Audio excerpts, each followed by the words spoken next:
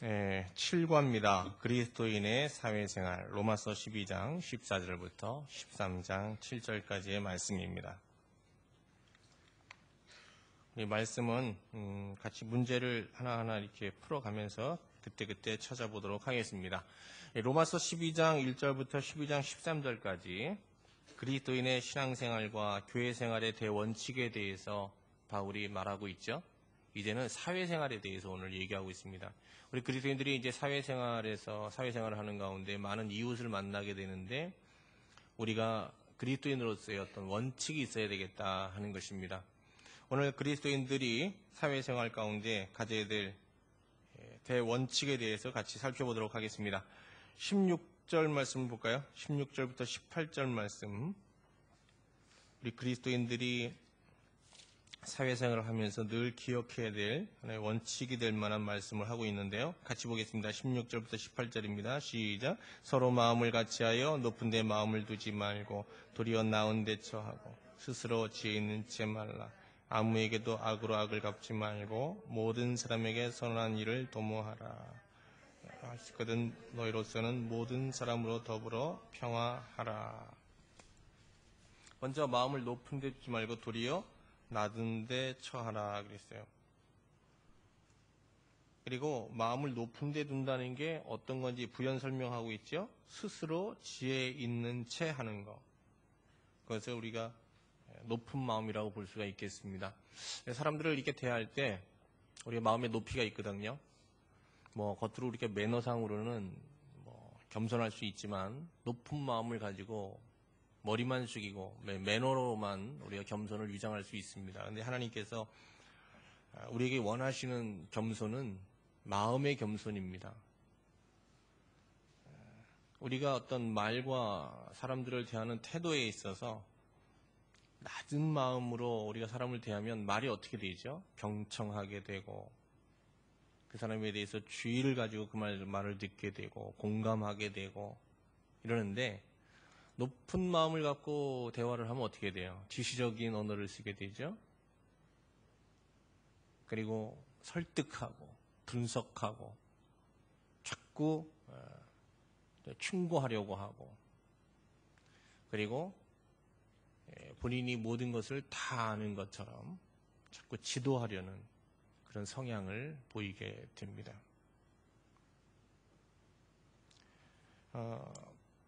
우리 마음이 여러분 자녀들한테도 어떻게 해요? 높은 마음을 가지고 얘기하면 잘 말이 안 먹히죠? 애들이 문 닫고 들어가죠? 안 그렇습니까? 네. 마음의 높이를 조절할 줄 알아야 된다는 겁니다. 낮은 마음을 가지고도 얼마든지 건강한 관계를 이룰 수 있고 내가 전하고 싶은 말을 다 충분히 전할 수 있습니다. 저를 포함해서 참 이 마음을 낮추는 운동이 교회 안에 일어나야 됩니다. 우리 교인들도 전체적으로 좀 높아요. 예? 전체적으로 높아. 이걸 낮추요. 이 마음의 높이를 낮출 때 여러분 생각해 보세요. 평균적으로 모든 성도들의 마음이 낮아져 있다고 생각해 보세요. 하나님이 복을 안 주셔도요. 관계를 통해서 복을 받아요. 할렐루야. 위로를 받을 수 있고요. 내 말을 들어줄 사람이 좀 있고 일단 옆에. 그리고 서로 마음이 통할 수 있고.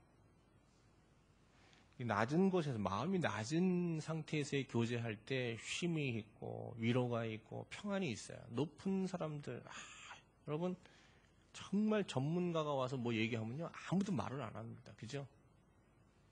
진짜 전문가가 오면 질문도 없어요. 왜? 질문하면 그 자체가 또 판단이 되기 때문에. 그래서 우리가 낮은 마음을 갖고 대화를 해야 되겠다.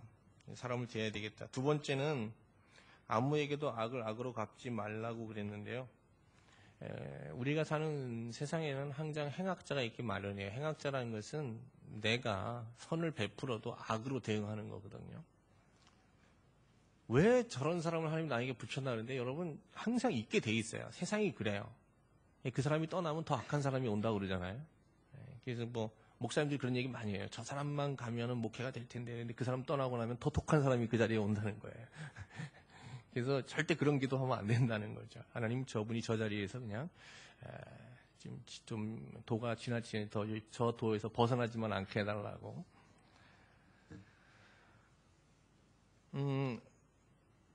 근데 악을 악으로 갚지 말고, 이제 이따 또 얘기하겠습니다만, 또 모든 사람 앞에 선한 일을 도모하라 그랬는데, 여러분 참 이 말을 좀 많이 생각해요. 선한 일을 도모하라. 한번 3번만 한번 해봅시다. 시작. 선한 일을 도모하라. 선한 일을 도모하라. 근데 그 앞에 또 좀 첨가된 말이 있어요. 참 어려운 계명이에요. 모든 사람 앞에서예요. 에? 이제 그거 한번 연결해서 해보겠습니다. 모든 사람 앞에서 선한 일을 도모하라. 시작. 모든 사람 앞에서 선한. 한 번만 더 하겠습니다. 모든 사람 앞에서 선한 일. 이 말을 계속 묵상하다 보면 우리가 어떤 모임에 나가든지 어떤 사람을 만나든지 항상 어떻게 해요? 선한 일, 하나님 기뻐하실 일, 많은 사람에게 유익이 될 만한 그런 건설적인 모임을 추구해야 되고, 그리고 어떻게 해야 돼요? 도모하라는 건 적극적인 사람이 되라는 거예요. 여러분, 정말 유능한 사람이 모든 것을 도모하는 쪽이 아니라 방해하는 쪽으로, 부정적인 쪽으로 머리를 사용하고 능력을 사용한다고 생각해 보세요. 그러면 그 사람 때문에 모든 일이 안 되게 돼 있어요. 그런데 유능하고 아주 정말 지혜로운 사람이 반대로 그 방향을 바꿔서 선한 일을 도모하는 쪽으로 만약에 모든 자기네 사고나 자기의 삶의 방식을 바꾼다고 생각해 보세요. 굉장한 영향력이 생기지 않겠어요? 이상한 일을 도모하는 사람들이 되지 말고 선한 일을 도모하는 사람들이 되라. 그 다음에 3번째는 할 수 있거든 너희로서 모든 사람과 더불어 화평하라. 평화를 항상 지향하고 추구해야 된다. 그러면 다시 정리를 해보죠. 이게 원칙이 되려면 이렇게 해갖고는 이제 복잡하니까, 2번째 보니까 그리스도인이 사회생활을 영위하면서 유념해야 할, 하지 말아야 될 한 가지와 해야 될 3가지로 나눠지게 되는데요. 행하지 말아야 될 것, 금지된 건 뭐냐? 악으로 악을 갚지 말라는 거예요. 한번 악을 악으로 갚지 말라. 한번 따라해봅시다. 시작. 악을 악으로 갚지 말라. 나중에 얘기하겠습니다만 악을 악으로 갚을 때 나를 악으로 대하는 사람은 항상 있기 마련인데, 악을 악으로 대응하면은 그 당시로는 속이 시원할지 모르지만 엄청난 불이익이 오게 됩니다. 이따 이제 하나님께서 왜 이렇게 악을 악으로 대응하는 것을 금지하고 있는지 그 이유를 하나하나 살펴보도록 하겠습니다. 그 다음에 행해야 할 것은 뭐냐? 마음을 낮추라는 거예요.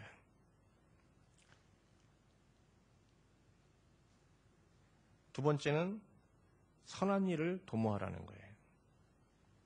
3번째는 평화를 추구하라는 거예요. 모든 사람과 평화를 추구하라.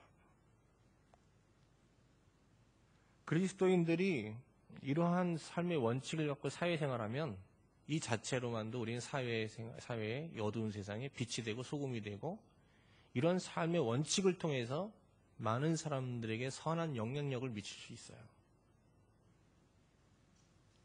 우리가 뭐 집을 팔아서 뭐 재산을 팔아서 뭐 하나님 앞에 바치고 막 모든 걸 정리하고 선교지로 떠나지 않아도 우리가 살고 있는 이 사회 속에서 이 원칙만 지키고 살아도 선교적 삶을 살 수 있고, 그런 삶만을 통해서도 주위에 대단한 영향력은 아니지만 그래도 우리 주위에 낙심하고 절망한 사람들, 관계의 손상으로 인하여 고통받는 사람들한테 좋은 영향을 미치며 살 수 있습니다. 3번입니다. 바울 사도는 그리스도인들이 세상에 나아가 자신을 낮추고 악을 악으로 갚지 않고 항상 선을 도모하며 가능하면 모든 사람과 화평한 관계를 맺으며 사는 것을 그리스도인들의 사회생활의 기본 원칙으로 말하고 있죠. 사회생활 중 만나는, 그런데 사람들을 3 종류의 사람으로 나누고 있어요. 행악자, 행복자, 불행자. 그리고 그 각각에 대하여 어떻게 이러한 사회생활의 대원칙을 적용할 수 있을지 설명하고 있습니다. 14절, 15절을 보겠습니다. 같이 보겠습니다. 시작. 너희를 핍박하는 자를 축복하라. 축복하고 저주하지 말라. 즐거워하는 자들로 함께 즐거워하고 우는 자들로 함께 울라. 행악자에 대하여 어떻게 하라고 그랬어요? 축복하라는 거예요. 행복자는요? 행복자에 대해서는 함께 즐거워하라. 불행자에 대해서는 함께 울라. 우리 주위에 있는 이웃들은 다 이 세 종류 중에 한 사람이죠? 그렇죠? 여러분 남편은 어디에 속하죠? 네. 여러분 남편이 막 뭐든 밖에서 하는 일이 잘 돼서 돌아오는데 막 속에서 열불이 나고 그래 잘났다 얼마나 잘 되나 보자 그러진 않잖아요. 같이 기뻐하죠? 예, 감사합니다. 이웃이네요.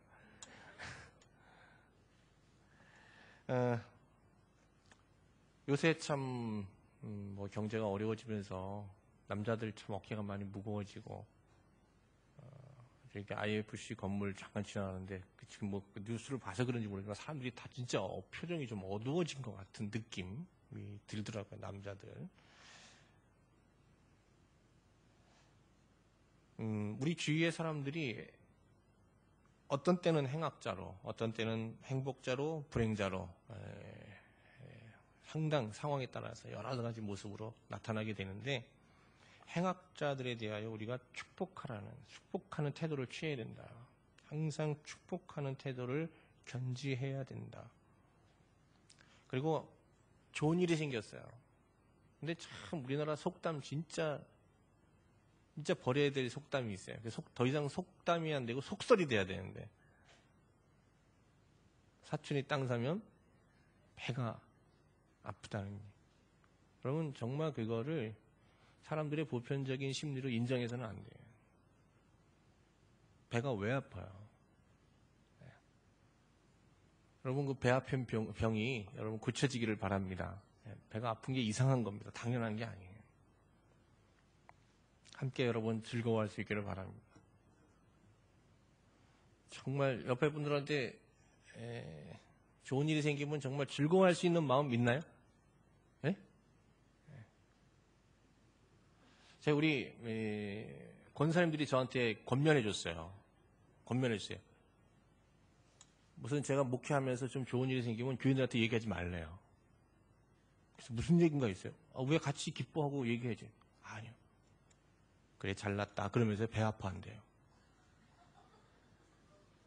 그래 목사 잘났다 그런다는 거예요. 그러니까 그런 말 하지 말라고 누가 아주 충심 어린 마음으로 얘기해 주더라고요. 그래서 제가 교회에 진짜 좋은 소식이 있어요. 제가 교회가 아니라 목회 가운데 막 그래서 그거 안 해요. 혹시 화장실로 바로 달려갈 분들이 있을까 봐. 수요일 날은 그런 분들이 잘 안 오시죠? 해도 됩니까? 예, 괜찮습니까? 혹시 막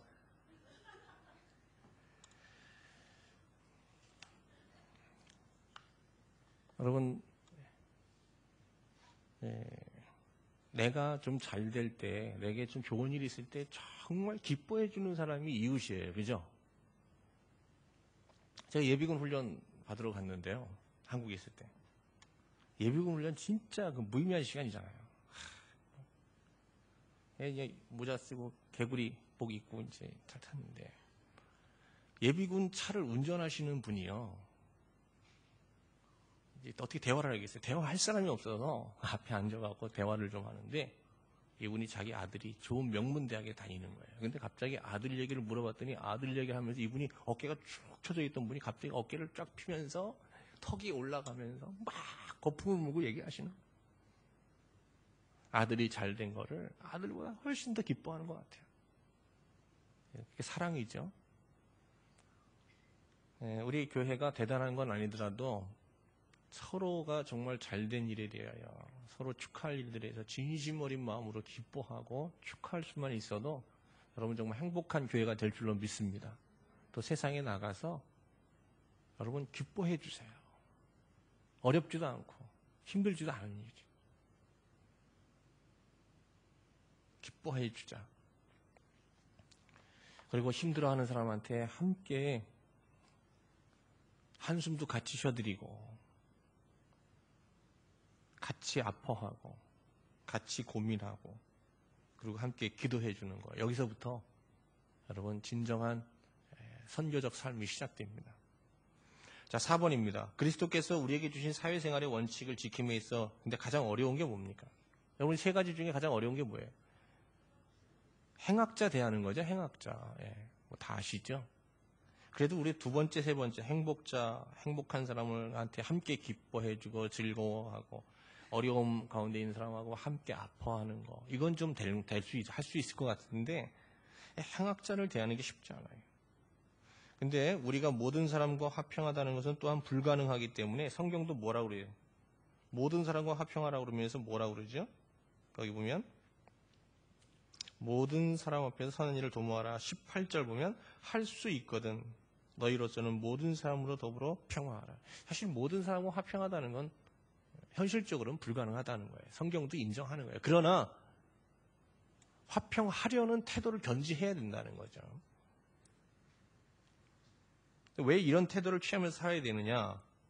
보겠습니다. 바울은 그리스도인들의 행악자들을 사랑과 화평의 원칙으로 대하는 데 따르는 많은 어려움이 예상됨에도 이 원칙을 고수해야 될 이유들을 설명하고 있습니다. 우리 그리스도인들의 행악자들을 신앙적인 원칙으로 대처하는 데서 많은 문제가 야기되고 예상됨에도 불구하고 신앙적인 원칙으로 대처해야 될 이런 영적인 원칙을 가지고 대해야 될 이유가 뭐냐? 같이 한번 읽어보겠습니다. 19절 21절입니다. 같이 읽겠습니다. 19절부터 21절까지 가져옵니다. 시작. 내 사랑하는 자들아, 너희가 친히 원수를 갚지 말고 진노하심 맡기라. 기록되었으되 원수 갚는 것이 내게 있으 내가 갚으리라 하고 주께서 말씀하신지라. 내가 원수가 줄이거든 먹이고 목마르거든 마시라. 그리함으로 내가 악에게 지지 말고 손으로 악을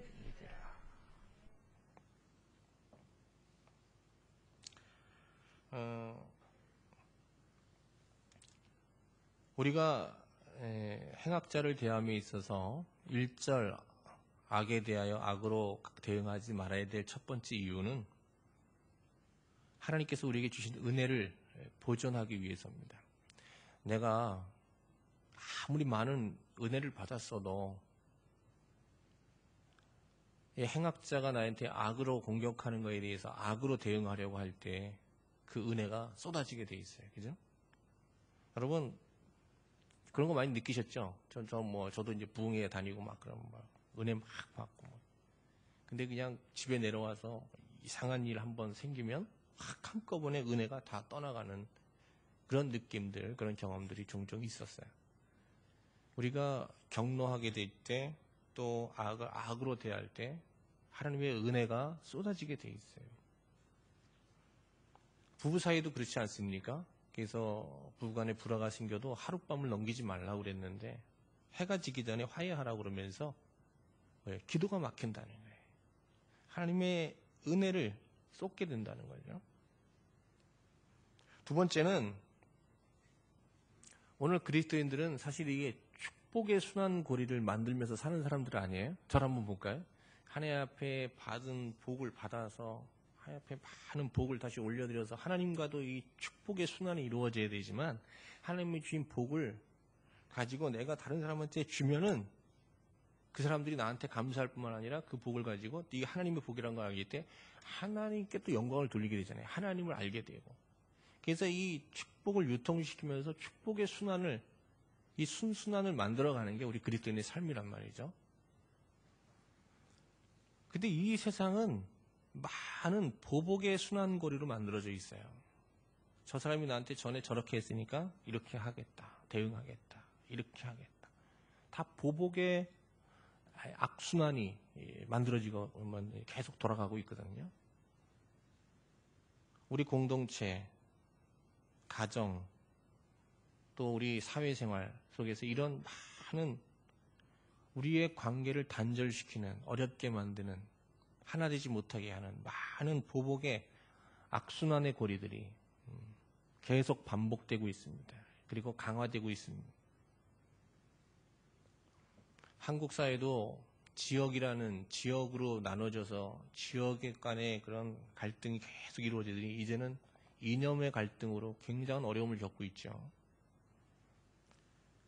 이런 하여간 보복과 분쟁의 순환고리가 계속 돌고 있는데 우리가 악을, 악순환을 만들어가는 게 우리 그리스도인의 삶이란 말이죠. 그래서 우리 그리스도인들은 사실 이 행악자를 대하면서 악으로 갚지 않고 선으로 갚을 때 이 순환고리를 끊는 효과를 갖게 돼 있어요.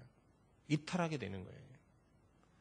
이게 악을 탁 받았을 때 악으로 대항해야 이게 도는데, 이게 잘 도는데, 악을 선으로 탁 대응해버리면 이게 빠져나가는 거예요. 이탈되는 거예요. 이런 행동을 계속함에도 불구하고 악으로 대응하지 않고 무응답하고 하나님 편에 나가서 엎드리고 대응하지 않으면 이 시간이 지나면 어떻게 되냐. 이 순환고리가, 이 악순환, 이 보복이라는 순환고리가 끊어지게 되어 있습니다. 그리고 다시 화해와 축복이라는 순환고리가 새롭게 만들어지는 거죠. 이게 영적 싸움이죠. 그래서 너희가 악을 선으로 이기라 그랬어요. 이기는 순간이 언제냐? 뭐 행악자가 멸망하는 게 이기는 게 아니에요. 행악자가 완전히 망하는 게 이기는 게 아니라 이 순환고리가, 보복의 순환고리가, 저주의 순환고리가, 분쟁의 순환고리가 끊어지고 진정한 화해와 축복의 순환이 이루어지는 그때가 승리하게 되고 이기는 것이죠. 결국 악을 선으로 싸워나간다는 것은 이것은 세상을 바꾸는 싸움이다.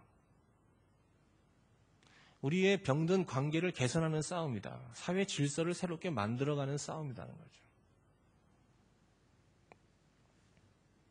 그래서 악을 여러분들이 행악자가 악으로 나를 공격할 때 이것을 참고 인내하며 기도로 방어하고 하나님께 맡기고 하나님이 주시는 선한 마음을 가지고 계속 견지하면서 그런 상황들을 대처하는 것이 작은 일이 아니라는 거예요. 세상을 바꾸는 일이라는 거예요. 세 번째는 더 놀라운 것은 우리가 악을 선으로 대응할 때 중요한 게 있어요. 하나님이 일하신다는 거예요. 거기 보세요. 19절 보면은 내 사랑하는 자들아 너희가 친히 원수를 갚지 말고 진노하심에 어떻게 하라? 맡기라 그러잖아요. 기록되었을 때 원수 갚는 것이 내게 있으니 내가 갚으리라. 행동을 하나님이 하시겠다는 거예요. 하나님이 일하신다는 거예요. 하나님께서 일하시는 방법은 크게 두 가지로 나타날 수 있어요. 하나님께서 궁극적으로 일하시고자 하는 방향은 그 사람을 멸망시킨 게 아니라 그 사람과 화해가 이루어지게 하는 것이고 관계가 회복되게 하는 것이고 행악자를 변화시키는 데 있어요. 그래서 하나님을 기쁘시게 하면 원수와도 친구가 될 수 있다고 잠언에 나와 있죠. 그게 하나님이 궁극적으로 이 세상에서 이루시기 원하는 섭리의 방법입니다. 우리를 평화의 사도로 이 세상에 보내신 거죠. 그 평화의 순환고리를 만들기 위해서. 자, 우리가 악을 선으로 대응할 때 하나님께 맡길 때 하나님이 일하신다는 거예요. 하나님의 역사를 볼 수 있어요.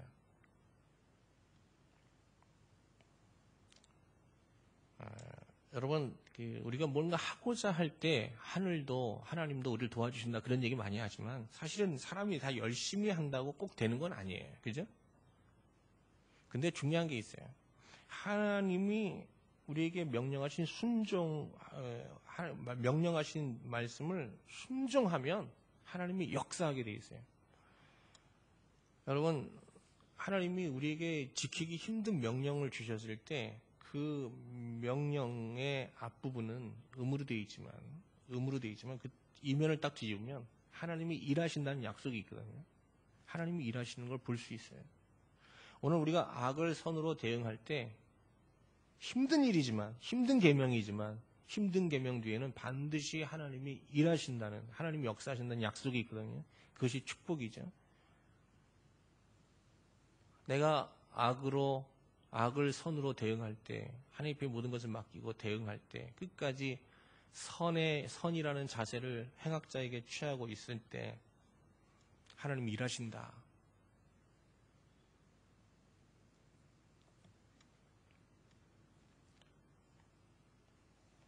그냥 행악자가 탁 악으로 우리를 공격한다. 근데 이 상황이 좋지 않죠. 이 상황 자체가 피하고 싶고 또 감정적으로 논리적으로 대응하고 싶죠. 그러나 일체 이런 것들을 좀 자제하고 하나님 앞에 먼저 나가고 기도하면서 하나님 주시는 회복된 마음으로 그 사람들을 대처하고 그들의 변화와 또 관계 개선을 위해서 하나님 앞에 계속 기도한다는 거. 쉬운 일은 아니지만 이렇게 할 때 우리의 영혼이 보호가 되고 하나님의 은혜 가운데 보호가 되고 나아가서는 우리가 이런 보복의 악순환 속에 빠져들지 않을 수 있고 또 하나님께서 새로운 관계 회복과 축복의 순환의 역사를 이루시는 그런 하나님의 역사를 볼 수 있게 된다 하는 것입니다. 5번입니다. 5번 문제가 좀 잘못됐습니다. 그리스도인들은 행악자들의 핍박에 대해 그들을 위한 기도로 대응해야 한다. 행악자들의 핍박에 대해서 기도로 대처해야 된다는 거예요. 그들을 위한 기도.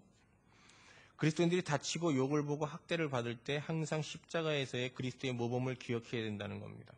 주님은 십자가 위에서 당신을 죽이고자 하는 자들을 위해서 용서의 기도를 하셨어요. 근데 예수님께서 자기를 핍박하는 자들을 향하여 일체 대응을 안 하신 건 아니죠. 다 또박 대답하셨죠. 그건 아니다. 깨닫게 해주시고 가르치셨죠. 그러다가 더 큰 핍박을 받으셨지만 그들에 대해서 분노와 그들을 보목하고자 하는 마음으로 대하지 않았다는 거예요. 중요한 거는요. 끝까지 그들이 용서받기를 위해서 하나님께서 기도하셨고 주님께서 기도하셨고 그런 마음으로 그들을 대하셨어요. 하나님, 저들은 저들의 죄를 알지 못하고 저지릅니다. 저들을 용서해달라고 그러죠. 예수님을 위시로 하여서 세상의 순교자들이 보여준 이러한 기도와 용서보다 사람들을 그리스도께로 인도하는 데 있어서 큰 위력을 발휘한 것은 없었다. 지키기 힘든 명령이지만 우리가 하나님의 말씀에 순종하여 행악자를 위해 기도하고 축복할 때 하나님은 일하신다는 겁니다. 우리가 행악자들을 대함에 있어 일반 사회적인 방법으로 대하지 않고 그리스도의 명령에 순종해서 그리스도인의 대인관계 원칙에 따라 그들을 대할 때 하나님이 어떤 일을 하시는가? 두 가지를 얘기했었죠. 그들을 변화시키거나 아니면 어떻게 해요? 관계를 개선하는 겁니다. 보복순환의 관계를 끊으시고 축복과 화평의 관계를 만들어내신다는 겁니다. 그렇지 않을 경우 어느 수위를 넘어서 계속적으로 강팍한 마음으로 행악자가 고집을 피울 경우는 바로와 같이 하나님께서 징계를 내리시기도 합니다. 6번입니다. 이어 바울 사도는 그리스도인의 국가에 대한 의무에 대해 언급하고 있습니다. 그리스도인들이 국가에 대해 가져야 될 기본적인 태도는 어떤 것이냐?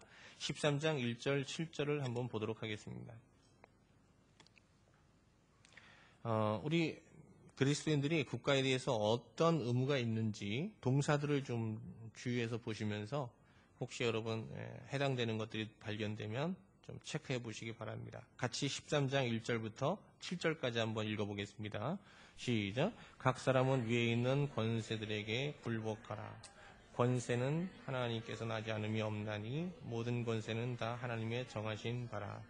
그러므로 권세를 거스리는 자는 하나님의 명을 거스림이니 거스르는 자들은 심판을 자취하리라. 관원들은 선한 일에 대하여 두려움이 되지 않고 악한 일에 대하여 되나니 내가 권세를 두려워하지 아니하려느냐? 선을 행하라. 그리하면 그에게 칭찬을 받으리라.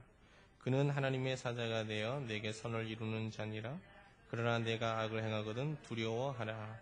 그가 공연히 칼을 가지지 아니하였으니 곧 하나님의 사자가 되어 악을 행하는 자에게 진노하심을 위하여 보응하는 자니라.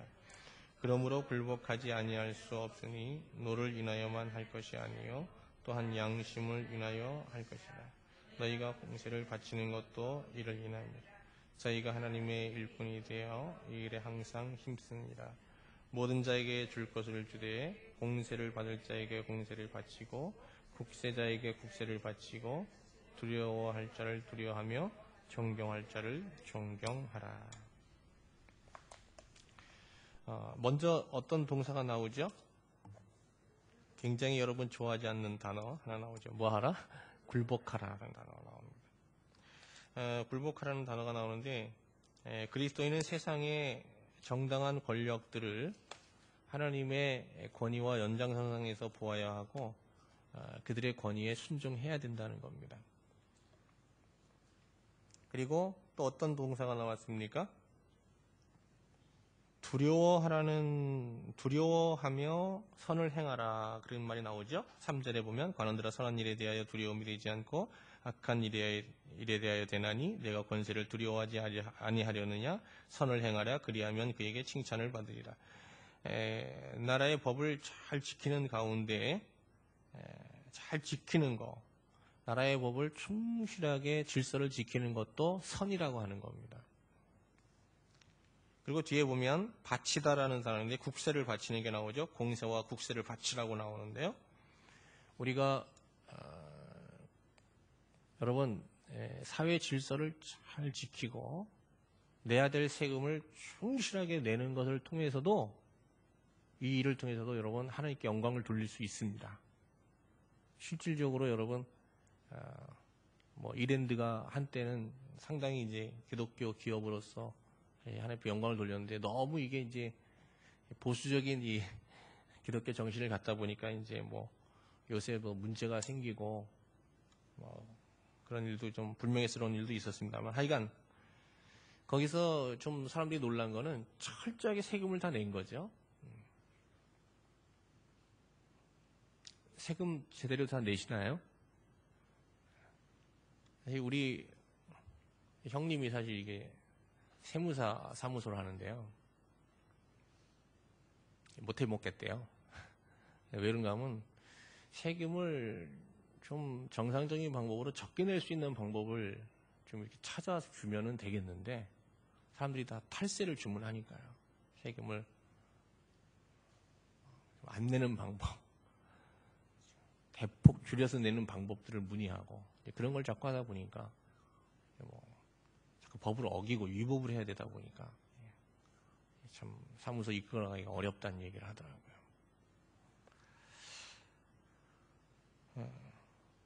우리 그 교회도 요번에 그 주방 철거를 하게 됐고요.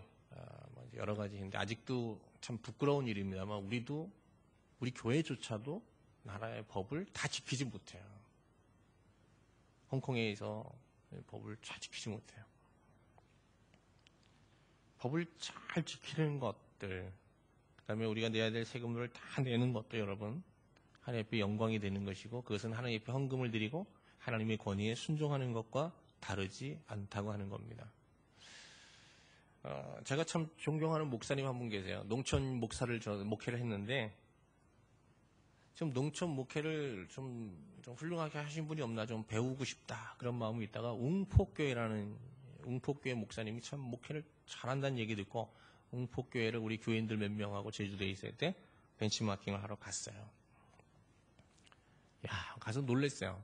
여러 가지 놀라는 일이 많은데 그 중에 하나는 뭔가 하면 그 지역사회를 위해서 일하는 공직자들을 모셔다가 교회가 그분들을 잘 대접하는 날들이 있더라고요. 일단 스승의 날은 그 웅포에 있는 선생님들을 교회로 초청하면 좀 싫어할 수 있잖아요. 그래서 학교를 찾아가서 스승의 날 교회가 그분들을 잘 그동안 우리 아이들을 잘 이렇게 성심껏 키워줘서 감사하다고 그분한테 존경의 표를 하는 거예요, 교회가. 그래가지고 용봉탕을 해줬다고요. 그래가지고 막 해드리고 선물을 하고 애들이 교회 애들 시켜가지고 선생님들 고맙다고 율동해갖고 뭐 하나 만들어서 약간의 공연도 하고 그리고 동네 그 읍사무소 그러니까 읍장부터 시작해서 그 직원들한테요 또 중요한 때가 되면 다 인사를 하는 거예요. 이 박봉의 월급을 받으시면 이렇게 지역 발전을 위해서 수고해요. 그래서 어떤 분들은 너무 한 게 없는데 이렇게 대접을 받았다고 교회에 와서 우리가 좀 도와줘야 될 일이 없겠냐. 그래서 웅폭교회 옆에가요 다 그 체육센터가 생겨져서요 청소년 골프장이 생깁니다. 웅포에. 그 나중에 보니까요 공무원들이 다 힘써고 뭔가 우리가 얻어먹은 게 있는데 뭔가 웅폭교회를 위해서 해야 되겠다 해가지고 웅폭교회 하여간 지역 발전을 위해서 열심히 노력해요.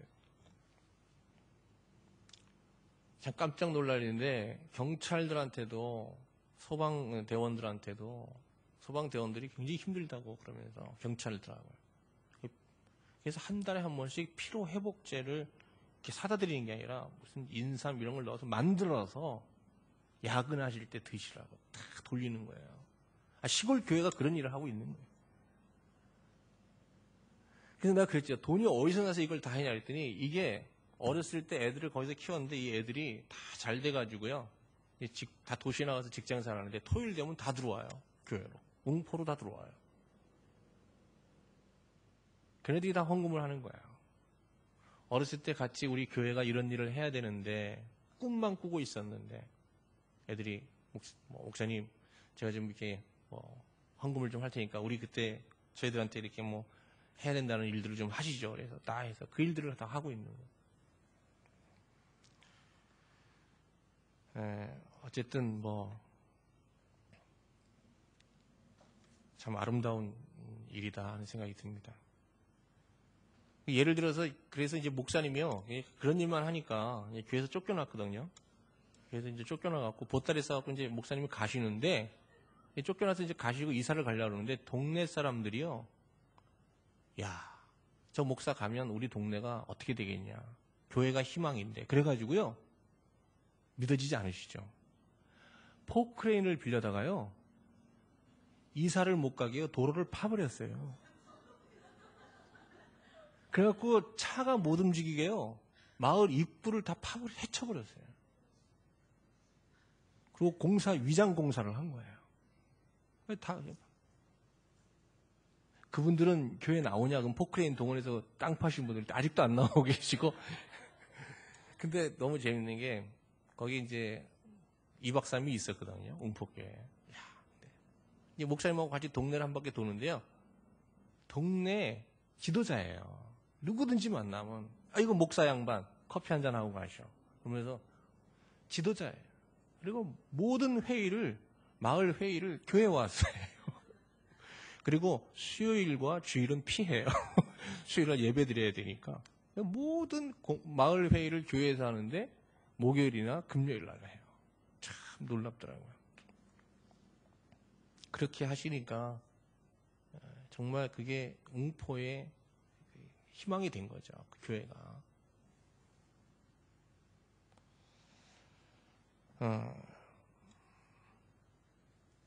우리도 이 공직자들에 대해서 하나님께서 세우신 이 분들에 대해서 하나님이 세우셨다고 믿고 잘 존경을 펴고 그분들한테 그분들을 섬기는 태도로 또 나라의 질서와 법을 잘 지켜나가는 그리스도인들이 될 수 있기를 바랍니다.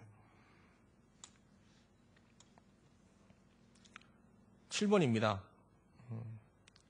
바울 사도는 세상의 권위가 모두 하나님에 의해 세워진 권위라고 주장하며 그리스도인은 하나님께 복종할 뿐 아니라 세상의 권위들에 대해서도 복종해야 한다고 말합니다. 우리는 여기서 세상의 권위자를 하나님이 세우셨다는 바울의 주장에 쉽게 동의하기 어렵습니다.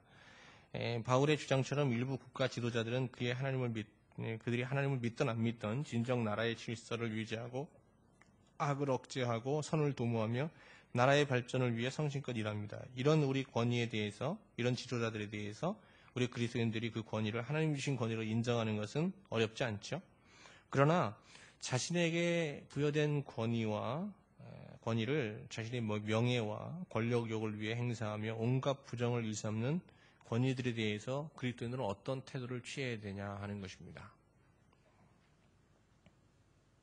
이럴 때는 어떻게 하죠? 밑에 보겠습니다. 바울이 본문에서 말하는 권위에 대한 복종은 정상적인 정권에 대한 경우입니다. 특별한 경우에 있어 우리 그리스도인들도 국가의 명령을 거절하고 거부할 수 있습니다. 특히 성경에 나오는 바와 같이 국가기관이 하나님을 예배하지 못하게 한다든지 복음 전파를 금한다든지 그리스도인으로서 따를 수 없는 비윤리적인 것을 명령할 때 우리는 그것을 거부할 수 있어야 합니다. 초대교회 성도들은 실제로 로마 정부가 법으로 정한 전도 금지와 황제 숭배 명령을 거절하였으며 일제 탄압 아래에서 신사참배를 강요받던 한국교회도 이를 거절했습니다. 그러나 그리스도인들은 기본적으로 국가의 권위와 법에 순종하여야 하며 오히려 솔선수범해야 할 책임이 있습니다. 우리 그리스도인들이 사회생활을 영위함에 있어 원칙으로 받아야 할 것들을 다시 한번 정리하고 오늘 하루 그리스도인의 사랑과 화평의 원칙을 실천하며 살기를 위해서 기도하자 그랬습니다. 이제 말씀 마치겠습니다. 오늘 12시입니다. 어제 늦게 끝나가지고요. 오늘 일찍 끝내겠습니다. 잘 보시죠. 하나님과 이 신앙생활에 있어서 원칙을 주셨어요. 우리가 하나님을 섬기는데 이제 어떤 원칙을 갖고 살아야 되느냐. 3가지 동사를 기억하십니까? 그게 원칙이었죠. 신앙생활의 대원칙 3가지. 뭐였죠? 자기 몸을 거룩한 산제사로 하나님 앞에 드리라. 2번째,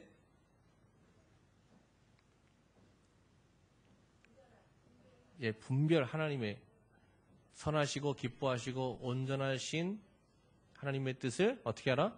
분별하라. 요즘 참 많이 어렵잖아요. 근데 어떤 분이 저한테 이메일이 왔어요. 한 목사님, 참 제 직장이 어렵고 지금 힘든데 말씀을 같이 보면서 이 말씀 속에서 하나님의 선하시고 기뻐하시고 온전한 뜻이 무엇인지 찾으려고 기도하고 있습니다. 목사님 좀 기도해 주십시오. 그러는데요. 실직의 위기에 있지만 그런 상황 속에서도 하나님이 나를 인도하고 계시고 그 안에 하나님의 뜻이 있다는 것을 인정하고 찾으려고 하는 거죠. 멋지지 않아요? 그 다음에 3번째 뭐죠? 너 뭐하라? 변하라. 가치관의 변화가 있어요. 이런 원칙을 갖고 살아야 되고요. 이 교회 생활에서의 원칙은 어떤 거였습니까? 교회 생활에서의 원칙이라는 건 생각을 좀 바꿔야 된다는 거죠. 교회를 우리가 그냥 통상적으로 생각하는 교회로 생각하면 안 된다는 거예요. 교회는 뭐냐? 그리스도의 몸된 공동체라는 생각이 있어야 되는데, 일단 주재권을 인정하는 게 가장 중요하죠. 교회의 소유는 하나님이다. 교회의 주권은 하나님께만 있다. 우리가 자꾸 하나님의 주권을 하나님께, 그리스도께 올려드릴 때 영적으로 부유해져요, 교회가. 오늘 오후 예배 때, 저녁 예배 때 이제 설교를 준비하면서 민숙이 이제 큐티 내용을 정리해서 이제 저녁 때 한 번에 이렇게 하고 있거든요. 근데 이제 무리바에서 모세와 아론이 가나안 땅에, 약속의 땅에 들어가지 못한다는 하나님의 이렇게 징계를 받게 됩니다. 모세와 아론이 무슨 죄를 범했길래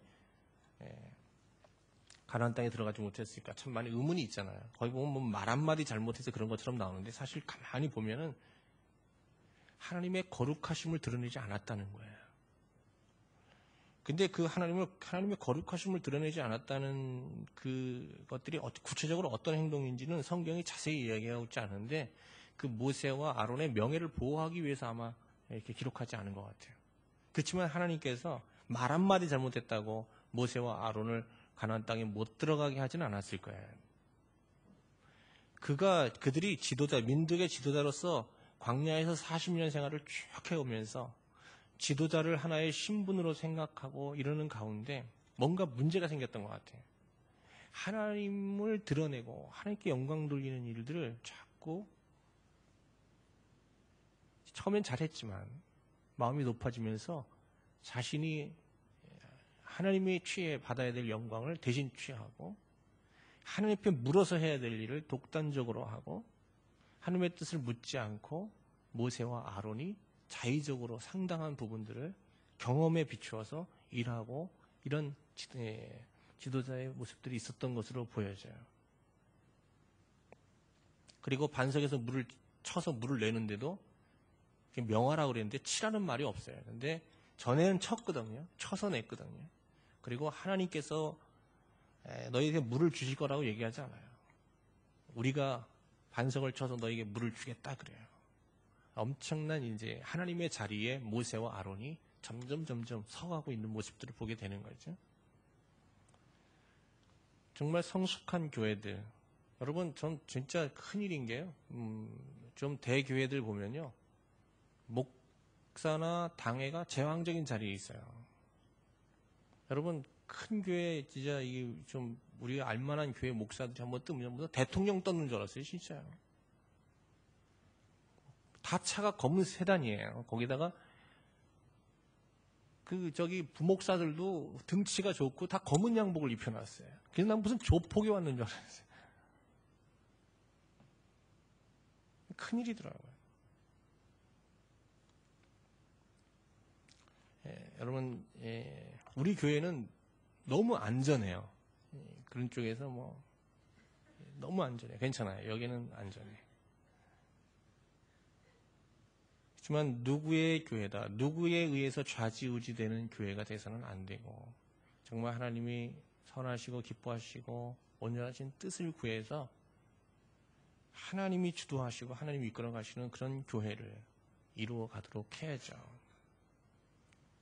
여러분, 우리가 크지 않고 좀 그래도 아담한 교회이기 때문에 하나님이 원하시는 그런 교회를 이루기가 더 쉬워요. 그죠?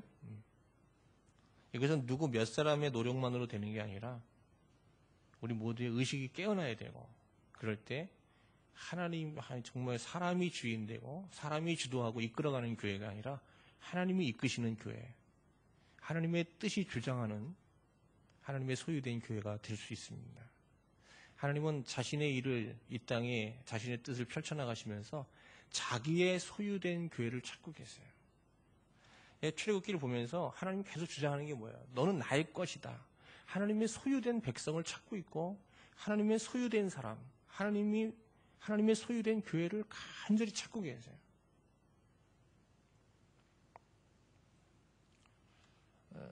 우리 홍콩 한인교회가 지금 하나님의 소유된 성도들이 되고 그런 교회가 되고 그런 공동체가 될 때 하나님께서 우리가 생각하지도 못했던 곳에 우리를 사용하시는 역사가 있게 될 줄로 믿습니다. 그리고 이제 오늘 사회생활의 대원칙을 오늘 배웠어요. 같이. 근데 어렵지 않죠? 다 아시는 거죠? 행악자를 대해서 악으로 대하지 말고 선으로 대하라는 거. 그리고 매사에 사람들을 대할 때 어떤 마음으로 대하자? 낮은 마음. 오늘 이거 끝나고요, 서로 진짜 한번 낮은 마음으로 대해보세요. 상대방이 마음이 편안해지고 정말 쉼을 얻고 마음의 안식을 누릴 수 있을 거예요. 여러분, 교만한 사람하고 만나고 나오면 지쳐요. 그리고 엄청나게 부정적인 잔상이 남아요. 그죠?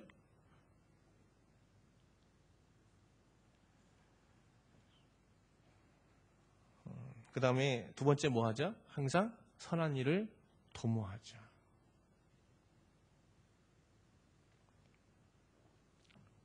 제가 그래도 좀 목사로서 좀 잘하는 거, 여기 보니까 잘하는 거 하나도 없고요.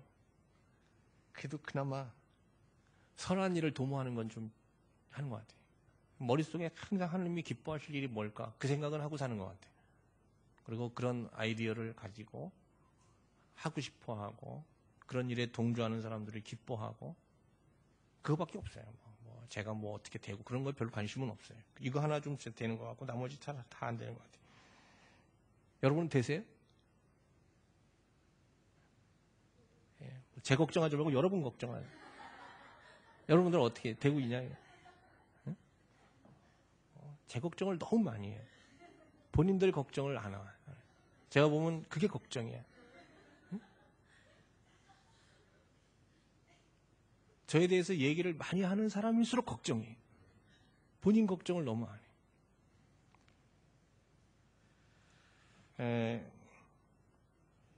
그 다음에 모든 사람과 가능하면 화평하라는 건데, 평화의 태도를 계속 견지해야 된다 하는 얘기입니다. 자.